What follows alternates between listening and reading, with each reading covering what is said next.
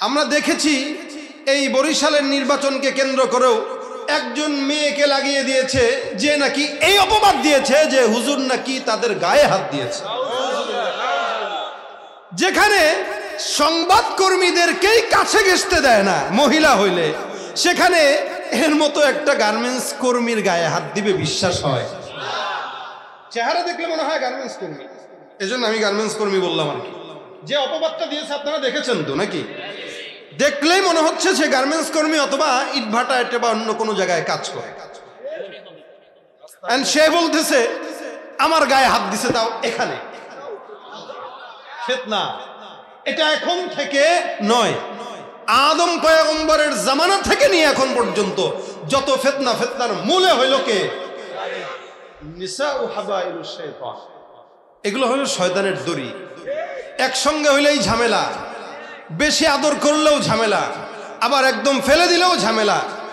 তো অনেক হুজুর ওলামা একরামরা বলেন এদের যেহেতু বাম পাজরের হাড়ের মতো করে আল্লাহ পাক এদেরকে বানিয়েছে, তো এদেরকে পায়েও নামানো যাবে না, মাথায় উঠানো যাবে না, এদেরকে বুকেই রাখতে হবে আদরের জায়গায়।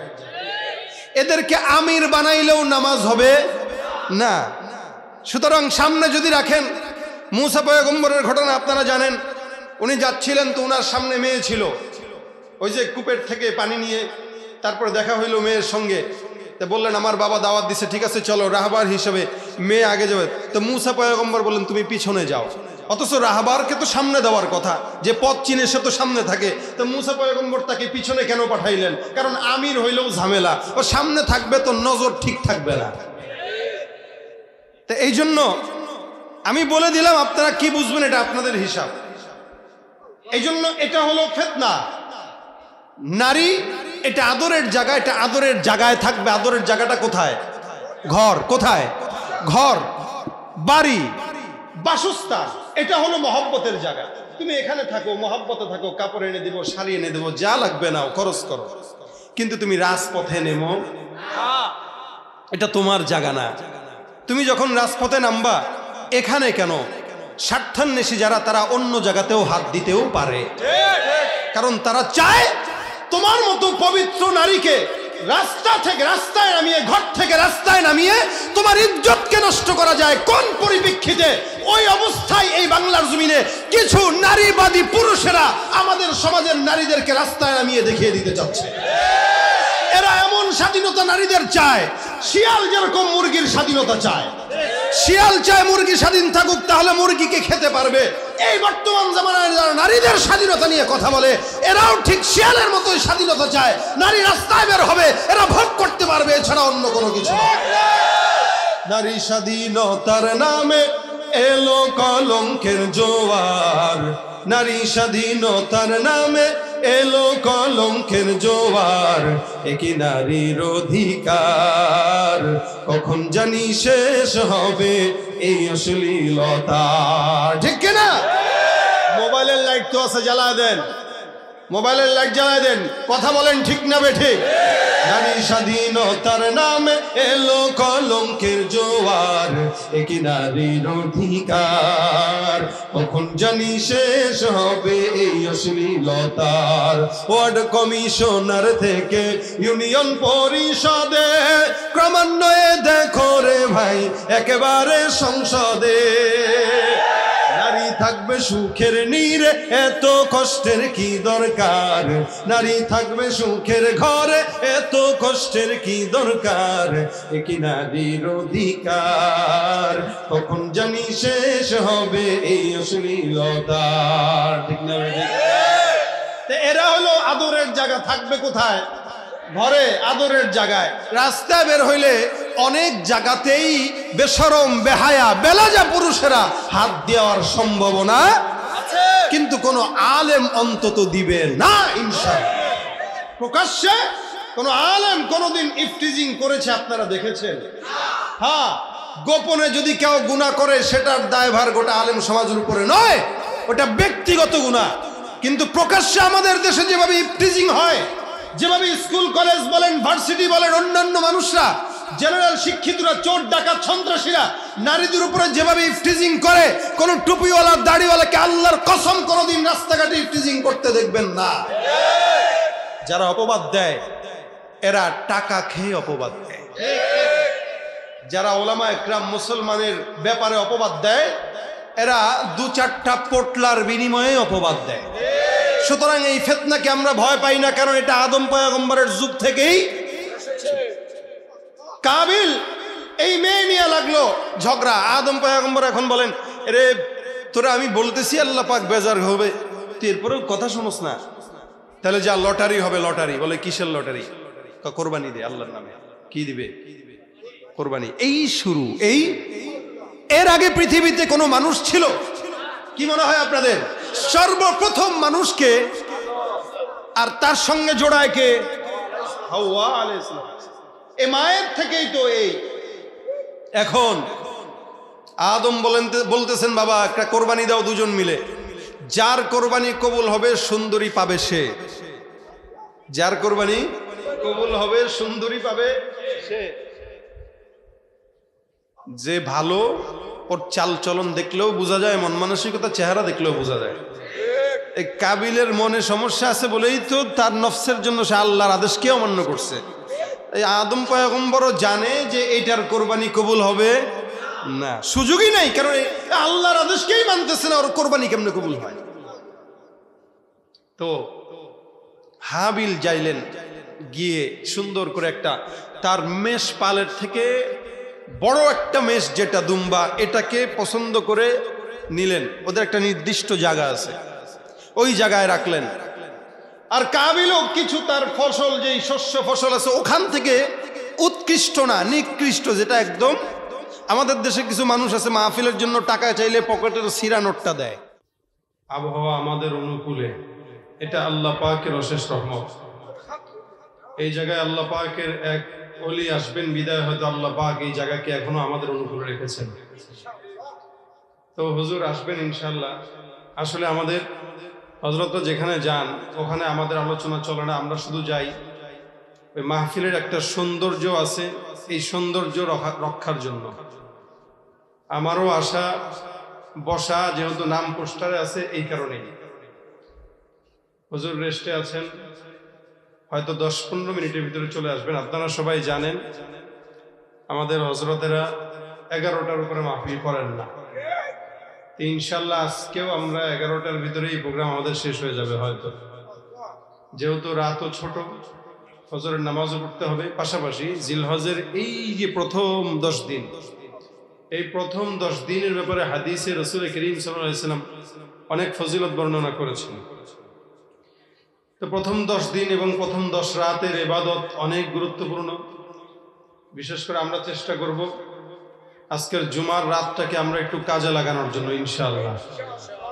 আল্লাহর কাছে বেশি বেশি চাবো, আল্লাহ পাক যেন আমাদের দিলটাকে পবিত্র করে, আল্লাহ পাক যেন দেশের যেই পরিস্থিতি, এই পরিস্থিতিকে ঠান্ডা করে মুসলমানদের বসবাস উপযুক্ত করে দেয়।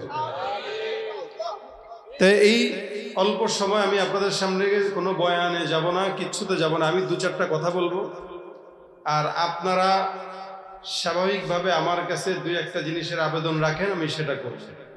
হুজুর আসার আগ পর্যন্ত ইনশাআল্লাহ গুরুত্বপূর্ণ আলোচনা আপনারা শুনছিলেন হযরত মাওলানা আব্দুর রহমান বেতাগী সাহেবের জবান থেকে, চমৎকার সুরে চমৎকার ঘটনা।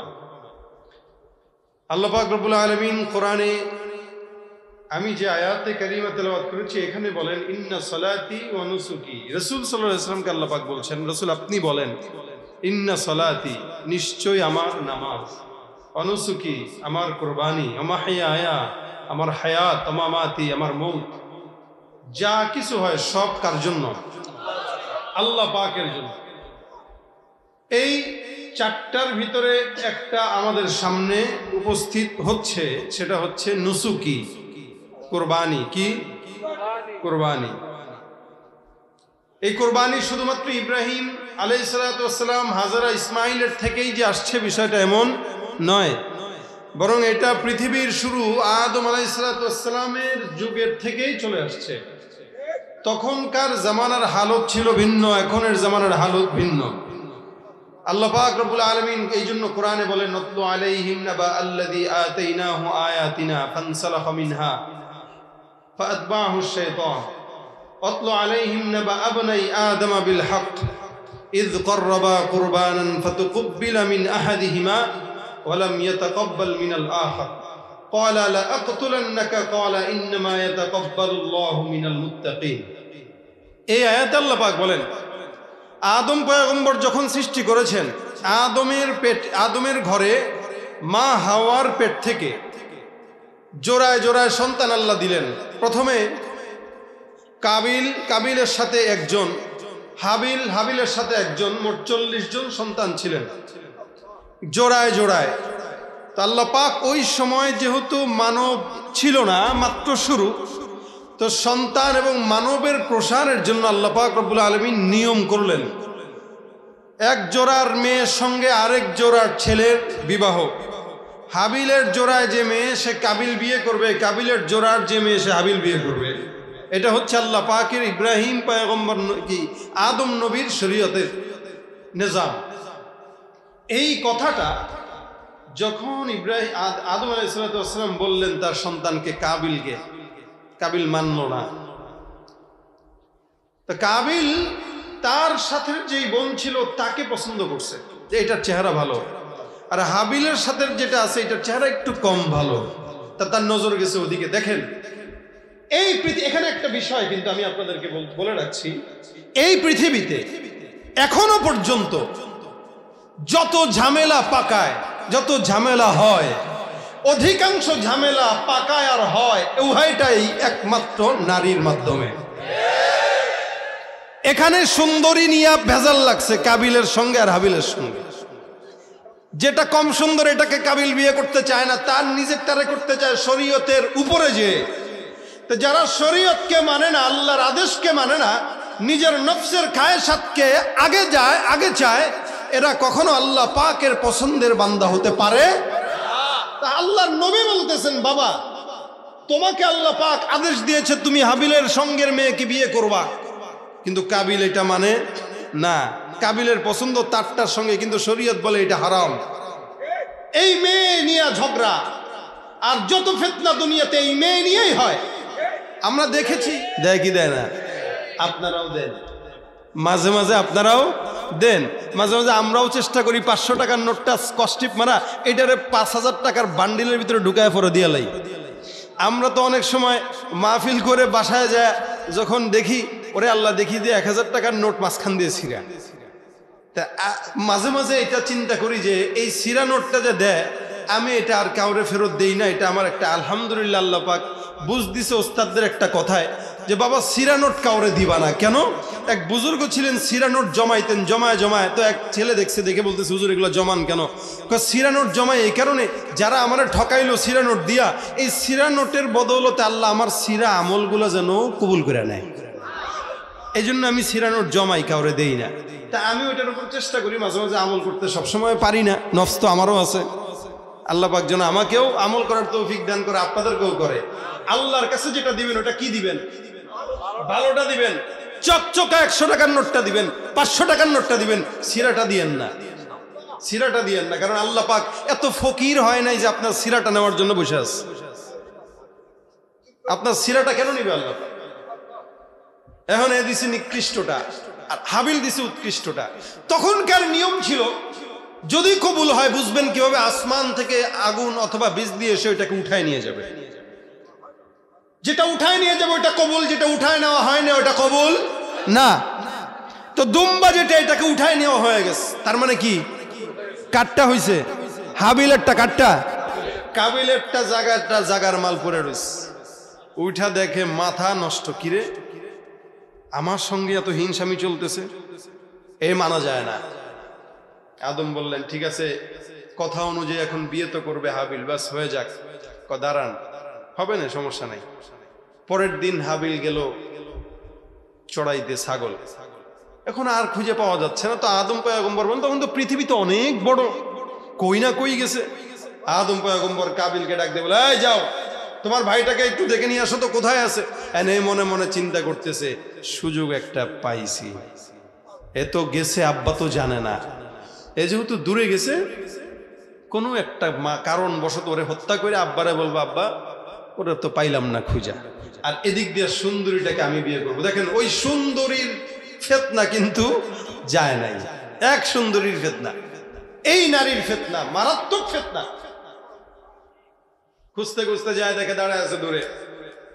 আল্লাহ বলেন ওয়াতলু আলাইহিম নাবা আবনাই আদম বিল হক। রাসূল সাল্লাল্লাহু আলাইহি ওয়াসাল্লাম আপনি আদমের পয়গম্বরের ঘটনা বর্ণনা করেন। ইদ করবা কুরবানান ফাতুকবিলা মিন আহাদিহিমা, তাদের একজনের কুরবানি আল্লাহ পাক কবুল করেছেন, আরেকজনেরটা করেন নাই। ওয়ালাম ইয়াতাকাব্বাল মিনাল আখার ক্বালা লা আকতুলান্নাক, যারটা কবুল করেন নাই তার মাথার মধ্যে রাখ, যার কারণে এই বান্দা এখন আরেকজনকে হত্যা করতে চায়। ক্বালা লা আকতুলান্নাকা ক্বালা ইন্নামা ইয়াতাকাব্বালুল্লাহু মিনাল মুত্তাকিন। যেই মুত্তাকিরটা আল্লাহ পাক কবুল করছে এটারে মারতে চাইতেছে। হাতের ভিতরে এটা নিল, যা দূর দিয়া ডাক দিয়া বলে ভাই তোমার আমি হত্যা করতে চাই। হাবিল ডাক দিয়া বলতেছেন লা ইন বাসাত্তা ইলাইয়া ইয়াদাকা লিতাকতুলানি মা আনা বিবাসিতি ইয়াদি ইলাইকা লিয়াকতুলাকা ইন্নী আখাফুল্লাহ। হাবিল ডাক দিয়া বলতেছেন আমাকে যেহেতু হত্যা করতে চাও, শক্তি তো আমারও আছে। যারা আলেমদের গায়ে হাত দেয় জেনে রাখো শক্তি আলেমদের গায়েও আছে। কারণ মাদ্রাসার পানির ডাল 14 বছর ধরে খায়া তারপরে এই জায়গায় আসছি, এমনি এমনি না। এক একজন আলেমের গায়ে যে শক্তি আছে তোমাদের মতো গাঁজাখোর, ইয়াবাখোর, ট্যাবলেট খোর গায়ে সেই শক্তি না। তুমি আমারও মারবা, আমিও তো মারতে পারি, আমিও তো আঘাত দিতে পারি, দেই না কেন? ইন্নী আখাফুল্লাহ রাব্বুল আলামিন। ওলামা একরাম মুসলমানরা সবসময় চিন্তা করে আমি যে তাকে মারবো, আগে মারার আগে আগে তাকে সুন্দর করে বারবার সুযোগ দেই। তওবার রাস্তা যদি খোলা থাকে সে তওবা করলে মাফ করে দিব, মাগার যদি তওবা না করে তাহলে আমাদের হাতেও জোর কতটুকু আছে দেখানোর মতো যোগ্যতা আল্লাহ আমাদেরকেও দিয়েছে, কেন দেয় নাই? তাহলে হাবিলের আচরণ হচ্ছে আমরা ফলো করব কি, যে তুমি আমারে মারবা, চাইলে আমিও মারতে পারি, তোমার গায়ে শক্তি আছে আমার গায়েও আছে, কিন্তু আমি তোমাকে কেন বলবো না? লা ইন বাসাত্তা ইলাইয়া ইয়াদাক, তুমি তোমার হাতটা আমার দিকে প্রসারিত করবা, লিতাকতুলানি, আমাকে কতল করার জন্য, মা আনা বিবাসিতি ইয়াদি ইলাইকা লিয়াকতুলাক, কিন্তু তোমাকে মারার জন্য আমি আমার হাতটা তোমার গায়ে প্রসারিত করব না। কারণ কি? ইন্নী আখাফুল্লাহ রাব্বুল আলামিন, আমি আমার মাওলারে ভয় পাই। হাবিল যখন এই বয়ানটা করলেন কাবিল কিছুই মনে করে নাই। কাবিল মনে করছে দূর বেটা দুর্বল, এর লেগে তুই এ সমস্ত বয়ান করস। কিছু কিছু মানুষ আছে এদের কাছে ভালো আচরণ করবেন সে আপনার দুর্বলতা মনে করবে, যে পারে না দেখে এখন এই কথা কয়। পারলে হয় বেটা, তো পারলে আসেন। এই যে এতগুলো আপনারা বসার সামনে, আমার তো দিল বলে যদি কোনো অকারেন্স হয়, কোনো বেঈমান যদি এখানে আসে লাগতে 1000 হইলেও তো, আপনারা যদি এখানে 1000 নাও থাকেন, যদি 10,000 হয় আল্লাহর নামে ধ্বনি দিয়া যাবেন। আমার তো বলে আর কিচ্ছু লাগে না, লাঠিও লাগে না, তরবারিও লাগে না, কারণ মুসলমানের সবচেয়ে বড় ধ্বনি আল্লাহু আকবারের ধ্বনি। শাহজালাল ইয়ামানী রাহমাতুল্লাহ আলাইহি বাংলার জমিনের সিলেটের এই অঞ্চলকে আবাদ করেছিল একমাত্র আল্লাহু আকবারের ধ্বনির মাধ্যমে। একটা একটা করে তাকবীর দিয়েছে তো গৌরগোবিন্দের প্রসাদ ধ্বনির সাথ হয়ে গিয়েছে। মুসলমানের সবচাইতে বড় অস্ত্র কি? জোরে বলেন কি? নাস্তিকতা নিপাত যাক, দিন ইসলাম জিন্দাবাদ। নাস্তিকতা নিপাত যাক, দিন ইসলাম জিন্দাবাদ। কোটি প্রাণে একই আওয়াজ, খোদাদ্রোহী ছাড় পাবে না, এই বাংলায় ঠাই হবে না। মুসলমানরা জেগেছে আজ, জোর কদমে সামনে চলো, বজ্র কণ্ঠে আওয়াজ তোলো, সবাই মিলে একই তালে দাও না স্লোগান, নারায়ে তাকবীর, আল্লাহু আকবার, নারায়ে তাকবীর, আল্লাহু আকবার। দিন ইসলাম, দিন ইসলাম, জিন্দাবাদ, জিন্দাবাদ, দিন ইসলাম, দিন ইসলাম। মুসলমানের এই দেশেতে নাস্তিকদের ঠাঁই নাই, নাস্তিকদের পক্ষে যারা তাদের কোনো রক্ষা নাই। মুসলমানের এই দেশেতে নাস্তিকদের ঠাঁই নাই, নাস্তিকদের পক্ষে যারা তাদের কোনো রক্ষা নাই। এই দেশেতে থাকতে হলে কোরআন মানতে হবে, কোরআন না মানলে তারা বিতাড়িত হবে। জোর কদমে সামনে চলো, বজ্র কণ্ঠে আওয়াজ তোলো, সবাই মিলে একই তালে দাও না স্লোগান, নারায়ে তাকবীর, আল্লাহু আকবার, নারায়ে তাকবীর, আল্লাহু আকবার। দিন ইসলাম, দিন ইসলাম, জিন্দাবাদ জিন্দাবাদ, জিন্দাবাদ জিন্দাবাদ, ইসলাম ইসলাম। ইসলামেরই জন্য দেশের হয়েছে জন্ম, ইসলামের বিরুদ্ধে গেলে দেশ হবে ভিন্ন। ইসলামের বিরুদ্ধে যারা নিয়েছ অবস্থান, এই বাংলায় ঠাই হবে না, যাও ভিন্ন স্থান। ও জোর কদমে সামনে চলো, বজ্র কণ্ঠে আওয়াজ তোলো, সবাই মিলে একই তালে দাও না স্লোগান, নারায়ে তাকবীর, আল্লাহু আকবার, নারায়ে তাকবীর, আল্লাহু আকবার। দিন ইসলাম, দিন ইসলাম, জিন্দাবাদ জিন্দাবাদ। কোরআন সুন্নাহর আলো জ্বলে উঠে জ্বালো, ইসলামের শত্রুরা হুঁশিয়ার সাবধান। রাজি আছেন তো এই আওয়াজ দিতে? রাজি আছেন ইনশাআল্লাহ? এই হলো ইসলামের কালেমার আওয়াজ। এরা ভয় পায়, যার কারণে এরা বলে যে খালি এই কথাই তো বলে হুজুরের, আর কি পারে। আরে আমরা তো পারবো এটা, কারণ আমাদের জন্ম এটা দিয়েই। জন্মের শুরুতে কি ছিল? কানে। মরার পরেও কি দিবে? তা কেউ যদি এই কথা বলে যে হুজুররা পারে এটা, আমি বলবো তাহলে তুমি পারো কোনটা? তুমি যদি ভিন্নটা পারো তাহলে আমি আর তুমি এক না, আমার জন্ম তোমার জন্ম এক জন্ম না। আমার জন্ম মুসলমানের ঘরে, আর তোমার কথা যদি ভিন্ন হয় তাহলে তোমার ঘর জন্ম অন্য ঘরে। অন্য ঘরে জন্ম নিয়ে মুসলমান দাবি করা যায়, কিন্তু হওয়া যায় না। মুসলমানের ধ্বনি কি হবে? আরো জোরে বলেন, কি হবে? এই ধ্বনিটাই আদম থেকে শুরু হয়েছে। আল্লাহু আকবারের ধ্বনি আদম দিয়েছে, ইব্রাহিম দিয়েছে, ইসমাইল দিয়েছে, দানিয়েল দিয়েছে, জাকারিয়া দিয়েছে, নূহ দিয়েছে, ঈসা দিয়েছে, দাউদ দিয়েছে, সুলাইমান দিয়েছে, মুহাম্মদুর রাসূলুল্লাহ দিয়েছে, সকল সাহাবা کرام দিয়েছে, তাবেঈরা দিয়েছে, তাবেঈ দিয়েছে, আইম্মায়ে মুজতাহিদিন দিয়েছে, ও মুসলমানরাও দেয়, আমরা দেই। কিয়ামত পর্যন্ত ধ্বনি আর একটাও চলবে না। চলবে কোনটা? এখন অনেকেই ভিন্ন ধর্মের ভাইদের পূজায় যে নিজেদেরকে তাদের কাছে ভালো বানানোর জন্য মুসলমানদের সমালোচনা করে। সেদিন দেখলাম ভিডিও। আপনি পূজায় যান, আপনারা কেউ আমরা মানা করি নাই, আপনার যদি মন চায় আপনি গেলেন, কিন্তু গেছেন তো গেছেন একটা বিষয়। আবার যাওয়ার পরে মুসলমান যারা এই স্লোগানের বিরুদ্ধাচারণ করে, এদের বিরুদ্ধাচারণ করা মানে আপনি মুসলমান থেকে বাহির হয়ে যাওয়া। তাহলে যাদের এই সমস্যা, এই কণ্ঠ পছন্দ হয় না, তাদের জন্ম আমাদের জন্ম এক। আদম পয়গম্বরের এই সন্তান দুইটার ভিতরে একটারে মারলো। কে মারলো কাকে? কাবিল মারলো হাবিলকে। আচ্ছা, হাবিল কি মরে লস হয়েছে? লাভ হয়েছে, কারণ সে মজলুম হয়ে মারা গেছে, শাহাদাত বরণ করছে। আর যে মারছে সে জাহান্নামী না? এই দুনিয়াতে রাজনৈতিক কোন্দল বলেন, যে কোনো কোন্দলে যত মানুষ মারা যায়, হত্যা হয়, এই হত্যার সমস্ত গুনাহগুলো তার কাছেও যায়। তাহলে কোরবানি ওটা ওখান থেকে শুরু, এখনো পর্যন্ত চলতেছে।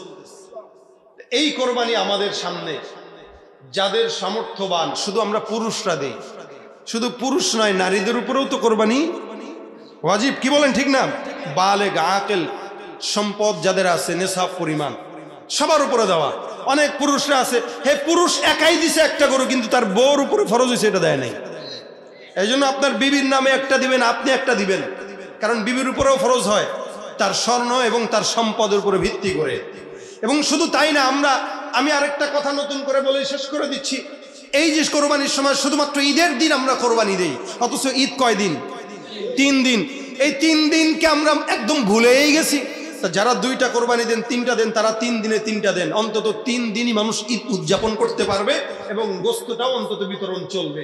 একদিন দিলে তো একদিনেই শেষ, বাকি 2 দিন খালি ঘুমায় আর খায়। মানুষ জানেও না যে বাকি 2 দিন ঈদ, ঈদের আনন্দও থাকে না।